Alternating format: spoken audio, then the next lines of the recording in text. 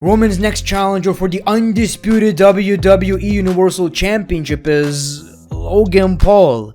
Yes, Logan Paul. Like a sack! The match is gonna happen at either Crown Jewel or Extreme Rules, and Logan Paul obviously lacks experience, even if he doesn't seem to think so. Nobody likes the what. What is the what? Yeah, what's a what, bro? Imagine if he F's up and accidentally wins the WWE Undisputed Universal Championship, as he likes to call it. That would be the funniest shit ever. I'm not sure how I feel about this match. On one hand, sure, that's gonna be entertaining because it's out of this world, and it's also beneficial to the WWE. We want more eyes on the product, it makes sense. But now with Triple H, it felt like people have to earn opportunities. And this one's gonna feel like, yeah, Logan Paul did a cool frog splash. Awesome. Here's your title shot. The biggest reason I don't necessarily mind this match is because we all know Roman Reigns is not losing the championships until WrestleMania, so now let's experiment with anything. And the show kicked off with the maverick for the low gangsters, Logan Paul. That was hilarious. My man got booed out of the building. It's even more funny knowing how he feels about that. Feelings got hurt. I definitely wasn't used to was the booze. I took it very personal. Which in my opinion is absolutely ridiculous. You have such a big ego that you can't appreciate a reaction? Come on, man, you're better than this. Logan says, I did it again. I have a habit of saying stupid stuff. So basically what happened is, after the podcast, Logan Paul started talking crap about Roman Reigns, obviously in kayfabe. His audience probably felt like it was real though. He basically said, look at what I did at SummerSlam.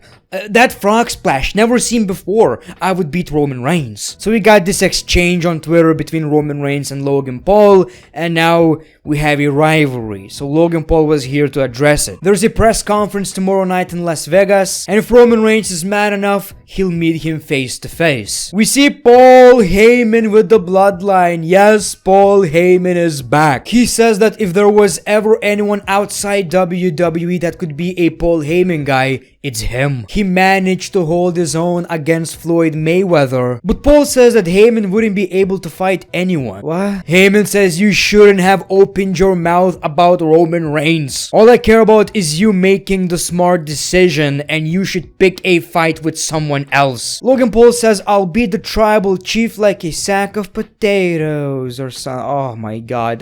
That's the biggest problem I have with this, whole segment. I don't think he's necessarily bad. Obviously, he's still new, but this felt really unnatural. I think his feelings got hurt by the booze. Logan says, I only need one lucky shot, and I'm going to be the WWE Undisputed Universal whatever champion. Heyman says, I don't like ifs. Solo Sikoa, get into the ring. Logan Paul says, I bet I could hit you before Solo gets near me. And that's when the locker room leader steps in. Sami Zayn is like, let me handle this. Thankfully, we have a grown-up. People were chanting his name. God, I love the appreciation for Sami Zayn. Listen to me. I got this. Oos, you're good. Paul, you know I love you. The honorary Oos has nothing but respect for you. But maybe you're not the right man for this job. Maybe Roman Reigns should have let me handle Logan Paul. Paul Heyman throws the microphone and leaves. Logan, friend. Look, Logan, you're not from our world, so let me just explain you how things work. Boom. Okay, that was pretty great. I wish Logan Paul didn't say a word and only did this. I wish he didn't cry. And he got booed.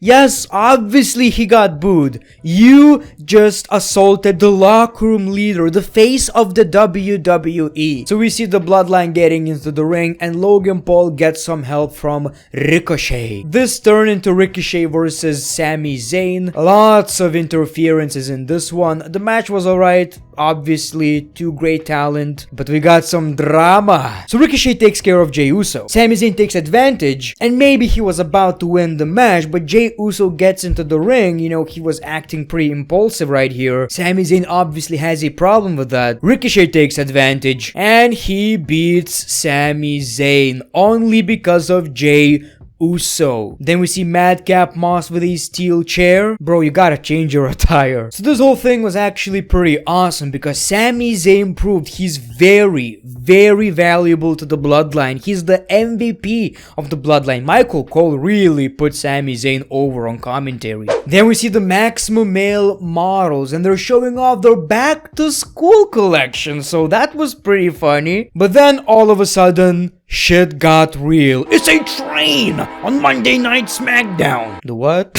I think they legit thought it's a train. So that was hilarious. He attacks Maximum Male models, powerbomb. We see Alpha Academy, who are perhaps SmackDown superstars now, I'm not really sure. So he takes care of these two, and the Strowman Express is back. Choo choo! Look at me, mama. I'm a train. Look, I don't mind Braun Strowman being back in the WWE, and this was entertaining, but you gotta do something with the guy. We can't have Braun Strowman just beating superstars, acting like a train, and flipping cars. I love flipping cars, destroying things. Give me a storyline. Then we see Damage Control, or Citterle. Bayley says that she's back on SmackDown before Kai says that they can go to any brand at any time and do what they want. They got interrupted by Raquel Rodriguez, and she doesn't see greatness, but 3 bullies that hurt her partner and are powerless in stopping her from getting revenge. So that's why we got Bayley versus Raquel Rodriguez. Man, I'm trying to like Damage Citterle, but I'm not seeing anything entertaining so far.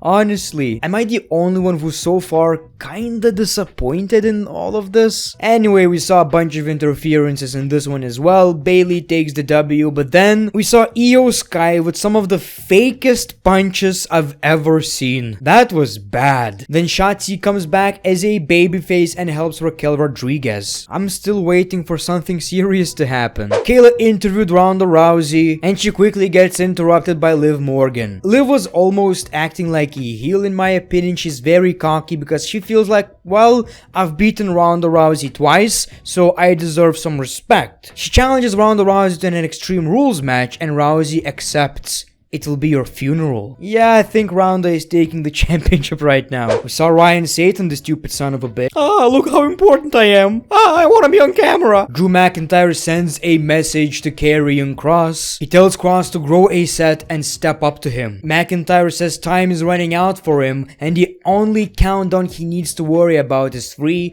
2, 1. Okay, that was goofy, but whatever. Can't wait to see the match. It's gonna be really interesting. Before Solo Sikoa versus Madcap Moss for the NXT North American Championship, which honestly I really like the idea of that championship being defended on SmackDown. Rename it from NXT North American Championship to WWE North American Championship, but that's just my opinion. Anyway, backstage we see the Bloodline as they hype up Solo Sikoa, but he tells Jay to stay backstage and invites Sami Zayn to ringside instead. Man, you just gotta love the appreciation. So we saw the NXT North American Championship again. I really love that idea, you know, and I wouldn't necessarily mind this championship being renamed. It should be the WWE North American Championship. It doesn't matter whether it's on NXT, Raw, SmackDown. It doesn't need to be called NXT, but that's just my opinion. Anyway, the match was fine, and obviously Sami Zayn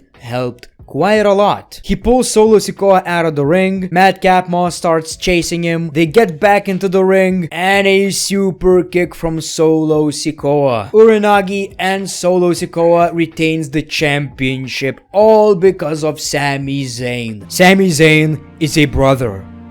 You know what? He's more than a brother. And in the main event, we saw the Fatal 4-Way match to determine the #1 contender for the WWE Tag Team titles, because last time we couldn't, because we got Braun Strowman. It was Hitro versus the New Day versus the Brawling Brutes versus the Imperium. Lots of interesting tag teams, so this match kinda showed me that the tag team division is really improving in the WWE, so that's really great to see.